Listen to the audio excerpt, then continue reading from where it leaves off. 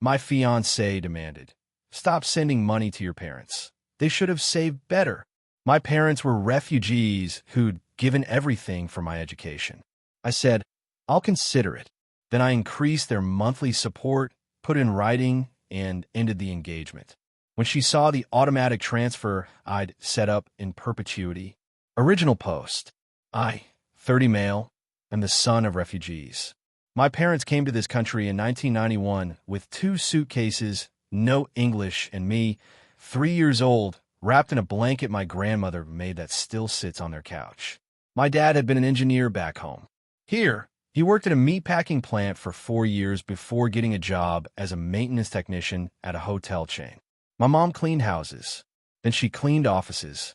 Then she cleaned hospital rooms on the night shift so she could be home when I got off the school bus.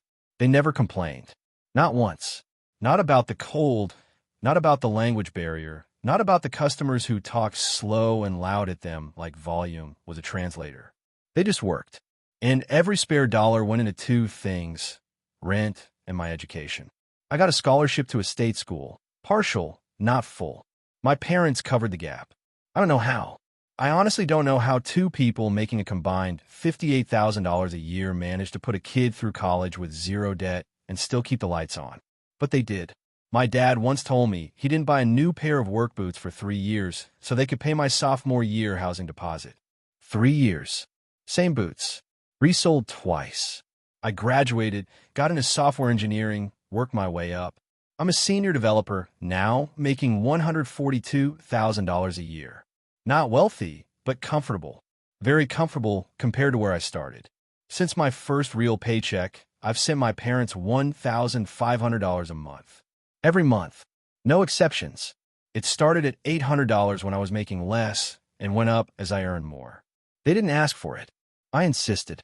My dad tried to refuse it the first 3 months. He'd deposit it back into my account. So I set up an automatic transfer to my mom's account instead because I knew she wouldn't send it back. She'd just quietly use it to fix the things my dad was too proud to admit needed fixing. New water heater.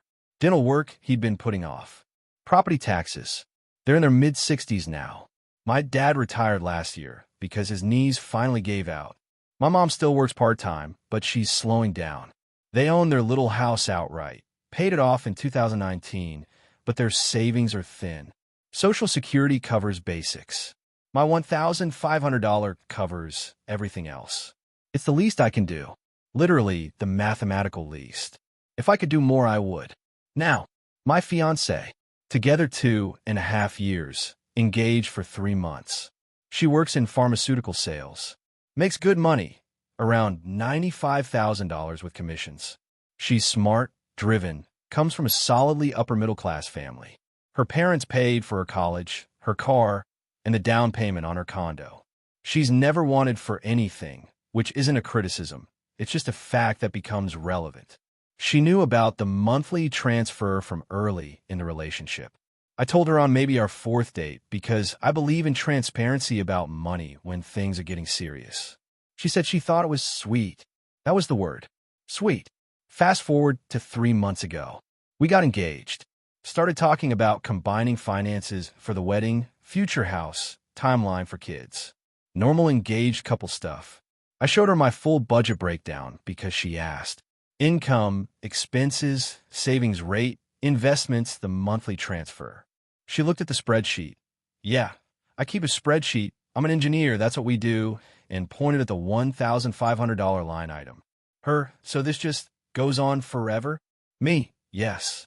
Her, even after we're married? Me, especially after we're married. My income will be higher. I'll probably increase it. Her, that's $18,000 a year. Me, I'm aware. Her, that could go toward our house fund, or a vacation, or kids' college savings. Me, we'll fund all of those things too. I make enough. She dropped it that night, but she didn't drop it. Over the next few weeks, it came up sideways. Little comments. Must be nice to have someone just hand you money every month. My parents save for their own retirement. Just saying, do they really need $1,500? That seems like a lot for 2 people. I let it slide. I shouldn't have, but I did. Because I loved her, and I thought she'd come around once she understood the full picture. She did not come around. 3 weeks ago, we were going over wedding catering estimates. $87 per head, 140 guests, you do the math, and she brought it up again. But this time she didn't hint. She came straight out with it. I think you need to stop sending money to your parents. Or at least cut it in half. They should have saved better. It's not our responsibility to fund their retirement. I put the catering binder down. They didn't have anything to save. They were refugees. They spent everything on me. That was their choice. Parents are supposed to provide for their kids. You don't owe them money for doing what they were supposed to do. They were supposed to work 18-hour days so I could go to college debt-free. They were supposed to skip dental care so I could have textbooks. You're being dramatic. Lots of people struggle. That doesn't mean their kids have to bankroll them for life. I sat there for a good 30 seconds. She was looking at me like she just made a perfectly reasonable argument about splitting the water bill. I'll consider it. That's what I said. I'll consider it. Because I needed time, not to consider her request. I already knew the answer to that. I needed time to consider what her request meant about who she was and whether I could marry someone who thought my parents should have saved better when they were breaking their bodies to give me a future. I considered it for exactly 1 week. During that week, I did 3 things. First, I called my financial advisor. Not a fancy one, a fee-only guy I found through my company's benefits program. I told him I wanted to set up an irrevocable automatic transfer. $2,000 a month, indexed to inflation annually from a dedicated account that I'd keep funded. He set it up so the transfer would continue even if something happened to me. It was tied to a small trust-like structure that would keep paying from a funded account for a defined period. Cost me $400 in setup fees. Worth every penny. Second, I moved my personal savings, not our shared wedding fund, my personal savings that predated the relationship, into the account funding the trust. About $34,000. Enough to keep the transfers going for over a year, even if I somehow lost my income. Third, I called my parents and told them I was increasing the monthly support to $2,000 starting immediately. My dad argued for 11 minutes. My mom cried. I told them it was happening whether they liked it or not, and my dad finally said, in his accented English that still cracks a little on hard consonants, "You are a good son. We don't deserve this." And I said, "You deserve more. This is what I can do." Then I called my fiancée and asked her to come over. Saturday afternoon. She showed up in a good mood. She'd been to brunch with her friends. She had shopping bags. She kissed me at the door and said, "So did you think about what we discussed?" I did. "Sit down." She sat at the kitchen table. I stayed standing. Not for dramatic effect. I just couldn't sit. I'm not reducing the payments to my parents. I've increased them. It's now $2,000 a month, set up through a trust structure, so it continues regardless of my circumstances. It's done. It's not a discussion. Her face went through about 4 expressions in 2 seconds. Confusion, disbelief, anger, and something cold I'd never seen before. You increased it? After I specifically asked you to stop? You asked me to consider it. I considered it. This is my decision. That's $24,000 a year now. Are you serious? That's a down payment. That's daycare. It's also less than 17% of my gross income. We can afford everything else comfortably. We can't afford anything because you keep giving our money away. It's my money. From my income. We're not married. We don't have combined finances. And even if we did, this wouldn't change. So my opinion means nothing? Your opinion was noted. My decision was made. She stood up, pacing now, hands in her hair. You chose them over me. I chose to keep my commitment to the 2 people who sacrificed everything so I could be in a position to have this conversation at all. If that's choosing them over you, then yes. I can't believe this. I literally cannot believe this. There's one more thing. I think we should end the engagement. And the room just stopped. Update 1, 6 days later. She didn't scream. I was expecting screaming. Instead, she stood there for about 15 seconds, perfectly still, and then said in this very controlled voice, "You're not serious." I am. Over $2,000 a month to your parents. Over you asking me to abandon them and calling it financial planning. Her, I didn't say abandon. I said be reasonable. Me, you said they should have saved better. They came here with nothing. They had nothing to save. And you said it like it was their fault. Her, you're putting words in my. Me, you said parents are supposed to provide for their kids like feeding and educating me was just the standard package and they don't deserve gratitude for it. My dad didn't buy boots for 3 years. My mom cleaned hospital bathrooms at 2 a.m. That wasn't the standard package. That was 2 people pouring themselves empty so I could be full. She sat back down. I could see her recalibrating, switching strategies. She went soft. Her, baby, I'm sorry. I didn't mean it the way it sounded. I just want us to have a good future. I wasn't attacking your parents. Me, you told me they should have saved better. That's not a misunderstanding. That's a worldview. Her, so you're going to throw away 2.5 years over a disagreement about money? Me, it's not about money. It's about the fact that you looked at 2 people who lost their country, rebuilt from nothing, and gave me everything. And your response was they should have planned better. That tells me something about you that I can't unsee. She took the ring off, set it on the table, looked me dead in the eye. Her, you're making a mistake. Me, maybe, but I'm keeping my parents. She left. Now here's where it gets complicated. Because ending an engagement isn't just a conversation. It's a web of logistics, social dynamics, and other people's opinions. By Sunday evening, her mother had called me twice. I didn't answer. She left one voicemail that I did listen to. Her mom, I don't know what kind of game you're playing, but my daughter is devastated. We've already put deposits down for the venue and the florist. You owe us an explanation, and you owe us those deposits back. Call me. The deposits, right? So here's the financial breakdown. We'd booked a venue, $3,500 deposit, paid from our joint wedding fund that we'd both contributed to equally. Florist deposit, $800, also from the joint fund. Photographer deposit, $600, same. The joint wedding fund had a total of $9,200 in it, funded 50/50ths. I told her through text that I'd forfeit my half of the joint fund, $4,600, and she could keep the entire amount to recover the deposits. I wasn't going to fight over wedding money for a wedding that wasn't happening. She didn't respond to that text. Monday at work, I got an email from her to my work email address. Subject line, we need to talk about your financial obligations. She'd sent me a bullet-pointed list of shared expenses and investments she felt I owed her for. Dinners, trips, gifts, a weekend getaway she'd paid for on my birthday. She had amounts next to each one. The total at the bottom, $6,340.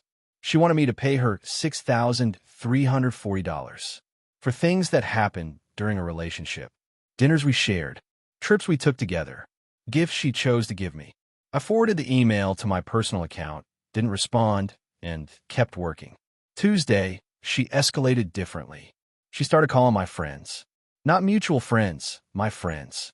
My college roommate told me she'd called him asking if I was going through something and whether I'd been acting strange. My coworker, the one who sits 2 desks from me, got a text from an unknown number asking if I'd seemed unstable at work lately. She was trying to build a narrative that I was having some kind of breakdown, that the breakup wasn't rational, that something was wrong with me. Wednesday morning, I got another call from her mother. This time I answered because I wanted to end it cleanly. Her mom, she is broken, absolutely broken. Do you understand what you've done? Me, ma'am, I ended an engagement because of a fundamental incompatibility. I've offered her the entire wedding fund. I'm not sure what else I can do. Her mom, fundamental incompatibility? She asked you to be smart with money. That's what wives do. Me, she asked me to cut off my elderly refugee parents. That's not financial planning. That's cruelty. Her mom, oh, here we go with the refugee thing. Everyone has a sob story. My parents were poor too. You don't see me demanding my husband send them checks. And there it was. The refugee thing, like my parents' entire life trajectory, was a rhetorical device I was using to win an argument. Like fleeing a war zone and rebuilding in a foreign country was just a sob story, equivalent to whatever version of middle-class inconvenience she experienced. Me, I think this conversation is over. I wish your family well. Her mom, "You're a selfish, ungrateful." I hung up, blocked the number. Done. Update 2. 10 days later. All right. Last update. I think, after blocking her mom, I figured things would cool down. For about 3 days, they did. No calls, no texts, no emails to my work address. Quiet. Then Thursday evening, I got a call from my dad. My dad never calls in the evening because he goes to bed at 8:30, old habit from decades of early shifts. My dad, "Someone called your mother today." Me, who? My dad, "A woman. She said she was your fiancée. She told your mother that you were in financial trouble, that you had debt you were hiding from us. She said the money you send us is money you can't afford, and we were being selfish by taking it." I had to sit down. My dad, "Your mother was upset. She asked me if it was true. I told her our son would never lie to us." Me, "Dad, none of that is true. I have zero debt. My savings are healthy. The $2,000 a month is something I can easily afford. She's my ex-fiancée. I ended the engagement, and she's angry." My dad, "Why did you end it?" I hadn't told them. The reason. I just said it didn't work out because I didn't want them to feel guilty. Me, "Because she asked me to stop sending you money and said you should have saved better." Silence. A long one. I could hear the TV in the background. My mom watches her shows at this hour.